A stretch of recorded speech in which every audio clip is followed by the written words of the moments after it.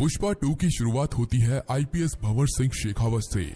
पुष्पा की बेइज्जती करवाने के बाद शेखावत अपने घर चला जाता है और सोचने लगता है कि पुष्पा से बदला कैसे लिया जाए। और दूसरी तरफ पुष्पा अपनी शादी में पहुंच जाता है। वहां पर सभी लोग उसको बिना कपड़े के देखकर हैरान हो जाते हैं। पुष्पा की शादी शुरू हो जाती है। जैसे ही पुष्पा और श्रीवल्ली फेरे लेने के लिए उठते हैं, तभी वहां पर पुष्पा का बड़ा भाई शादी रोकने के लिए आ जाता है। पुष्पा का भाई सभी के बीच में पुष्पा की बेइज्जती करने लगता है। पुष्पा उसे मारने के लिए जाता है, तभी पुष्पा की माँ उसे रोक लेती है। पर पुष्पा का बड़ा भाई पुष्पा की माँ को बुरा भला कहने लगता है। तब पुष्पा उसे मारने के लिए जाता है। पुष्पा अपने भाई को खूब मारता है और अपने भाई से वो चेन भी छीन लेता है जो उसने उससे बचपन में छीनी थी। थोड़ी देर में वहाँ पर पुष्पा की भतीजी आकर उसे रोक देती है। पुष्पा का बड़ा भाई अधमरा हो जाता है। अब सभी लोग पुष्पा के भाई को हॉस्पिटल ले जाते हैं और यहाँ पर पुष्पा की शादी दोबारा से शुरू हो जाती है और अब शादी पूरी भी हो जाती है। अगले दिन हमें दिखाया जाता है कि शेखावत अपने घर में बैठा है और सोच रहा है कि पुष्पा से अपनी बेइज्जती का बदला कैसे लिया जाए। दूसरी तरफ हमें जोली रेड्डी को दिखाया जाता है कि धीरे धीरे करके वो भी ठीक हो रहा है। और दूसरी तरफ मंगल सीनू का गला उसकी पत्नी ने काट दिया था।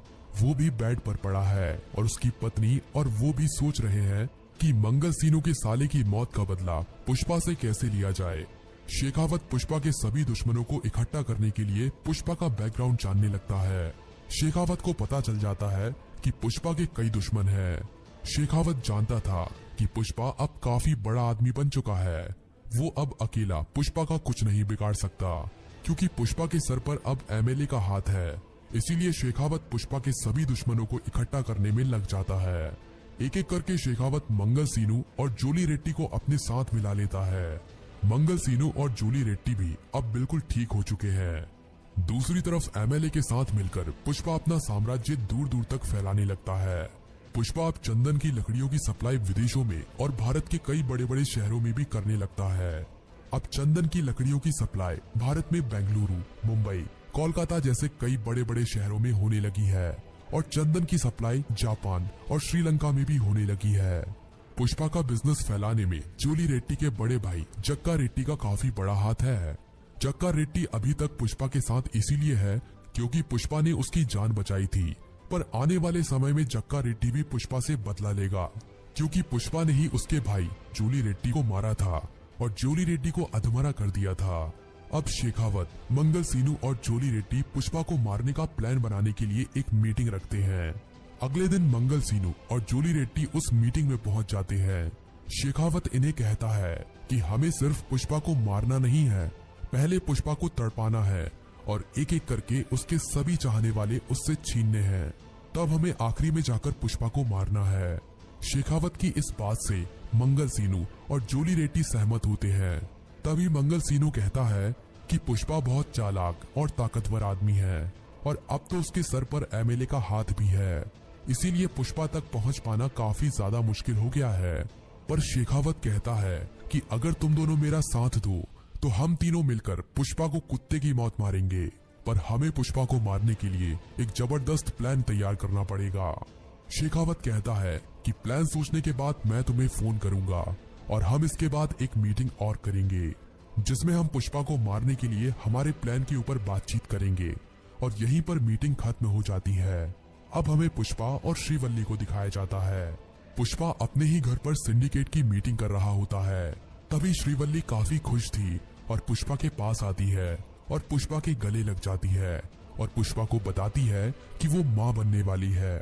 पुष्पा ये सुनकर काफी खुश होता है। पुष्पा एक काफी बड़ी पार्टी का ऐलान कर देता है। सभी लोग उस पार्टी की तैयारियों में लग जाते हैं, क्योंकि इस पार्टी में काफी बड़े बड़े लोग आने वाले थे। कई मंत्री, एमएलए और दिल्ली, बेंगलुरु, मुंबई से कई बड़े बड़े लोग पुष्पा की इस पार्टी में आने वाले थे। और इसी पार्टी में चेन्नई से मुर्गन भी आने वाला था और मुर्गन पुष्पा को एक काफी बड़ा ऑर्डर भी देने वाला था। शेखावत को ये बात पता चल जाती है कि पुष्पा अपने घर में काफी बड़ी पार्टी करने वाला है। शेखावत प्लान बनाता है कि वो इस पार्टी में पुष्पा के ऊपर हमला करेगा और उसे मारेगा। इस प्लान को बताने के लिए शेखावत मंगल सीनू और जोली रेड्डी को फोन करता है। शेखावत इन दोनों को अपना प्लान बताता है। मंगल सीनू कहता है कि पार्टी में काफी बड़े बड़े लोग आने वाले हैं, इसीलिए पार्टी में काफी ज्यादा सिक्योरिटी होगी, बिना कार्ड के अंदर घुसना नामुमकिन होगा। पर शेखावत कहता है कि मेरा दिमाग एक पुलिस वाले का दिमाग है, तुम बस अपने आदमियों को तैयार रखना, मैं खुद उनके साथ पार्टी में अंदर जाऊंगा और पुष्पा के चाहने वाले हर एक को और पुष्पा को भी मैं ही मारूंगा। मंगल सीनू अपने आदमियों को हथियार देकर तैयार करता है। कुछ ही दिनों के बाद पार्टी की तारीख आ जाती है। पुष्पा की ये पार्टी काफी धूमधाम से होने वाली थी, काफी बड़े बड़े लोग इस पार्टी में पहुंच चुके थे। तभी वहां पर मंगल सीनू के लोग भेष बदलकर पहुंच जाते हैं और पार्टी में इनकी एंट्री जक्का रेड्डी करवाता है। जक्का रेड्डी भी शेखावत के इस प्लान में उसके साथ है, क्योंकि वो भी पुष्पा से बदला लेना चाहता है, क्योंकि पुष्पा ने उसके भाई को मारा था। थोड़ी देर में पुष्पा भी श्रीवल्ली के साथ यहाँ पर पहुंच जाता है। श्रीवल्ली पार्टी की धूमधाम देखकर काफी खुश होती है, क्योंकि पुष्पा ने इतनी बड़ी पार्टी सिर्फ उसके लिए ही तो करवाई थी। तभी वहाँ पर गाना बजने लगता है। गाने के बीच में मंगल सीनू के लोग फायरिंग शुरू कर देते हैं और तभी सभी लोग इधर उधर भागने लगते हैं। शेखावत सही समय देखकर एक कोने में छुपकर पुष्पा को गोली मारने की सोचता है, पर शेखावत सोचता है कि पुष्पा को इतनी आसानी से मौत नहीं मिलनी चाहिए, इसीलिए वो श्रीवल्ली को गोली मार देता है। पुष्पा श्रीवल्ली को देखता है और हॉस्पिटल ले जाने लगता है। तभी श्रीवल्ली की मौत वहीं पर हो जाती है। इसके बाद पुष्पा काफी गुस्सा हो जाता है, पर अभी तक पुष्पा को ये नहीं पता है कि ये सब शेखावत ने किया है। तभी पुष्पा शेखावत को वहां से जाते हुए देख लेता है। पुष्पा को शक हो जाता है कि ये सब शेखावत ने अपनी बेइज्जती का बदला लेने के लिए किया है।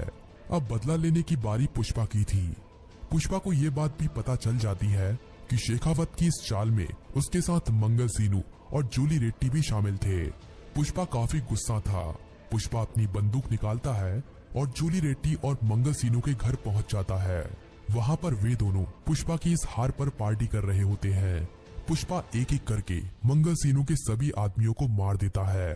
पुष्पा अब अंदर जाता है तो उसे वहां पर मंगल सीनू और जूली रेड्डी के साथ जक्का रेड्डी भी मिलता है। जक्का रेड्डी पुष्पा की इस हार पर जश्न मनाने के लिए यहाँ पर आया था।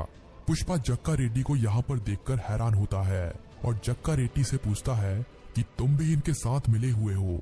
जक्का रेड्डी कहता है कि तुमने मेरे भाई को मारा था, वो बात मैं कैसे भूल सकता हूँ।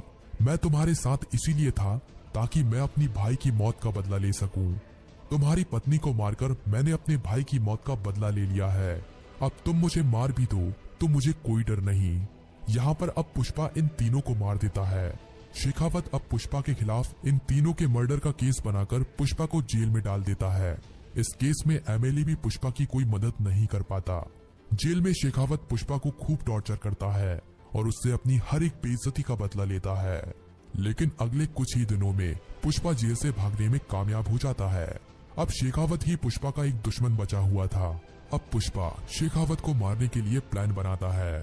शेखावत पुष्पा के सभी आदमियों को और एमएलए को भी अपनी तरफ कर लेता है। पुष्पा के हाथ से धीरे धीरे करके सिंडिकेट की सारी शक्तियां शेखावत छीन रहा था, पर पुष्पा को अब सिंडिकेट से कोई मतलब नहीं था। उसको तो बस अब श्रीवल्ली की मौत का बदला लेना था।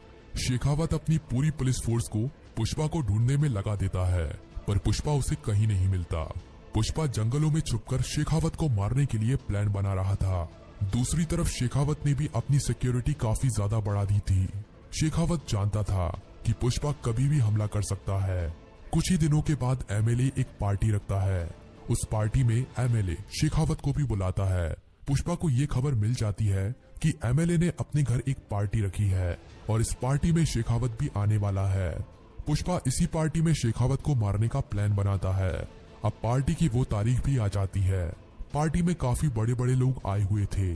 शेखावत भी वहीं पर पहुंचा हुआ था। पुष्पा एक हलवाई का भेष ओढ़कर पार्टी में पहुंचा हुआ था। पार्टी में शेखावत भी काफी डरा हुआ था। उसे लग रहा था कि पुष्पा यहीं कहीं है और कभी भी हमला कर सकता है। पुष्पा सही मौका देखकर शेखावत पर बंदूक तान देता है। पुष्पा पहले एमएलए को मारता है, फिर वहां पर शेखावत के लोग पुष्पा पर फायरिंग कर देते हैं। इन सबके बीच में पुष्पा को भी गोली लग जाती है, पर आखिरी में पुष्पा शेखावत को मार देता है और मूवी यहीं पर खत्म हो जाती है। अभी हमें इस बात को क्लियर नहीं दिखाया गया है कि पुष्पा मर गया है या नहीं, पर उसे गोली लगी है। हो सकता है कि पुष्पा के बारे में हमें इसके नेक्स्ट पार्ट में दिखाया जाए। इसके लिए अभी हमें थोड़ा इंतजार करना पड़ेगा।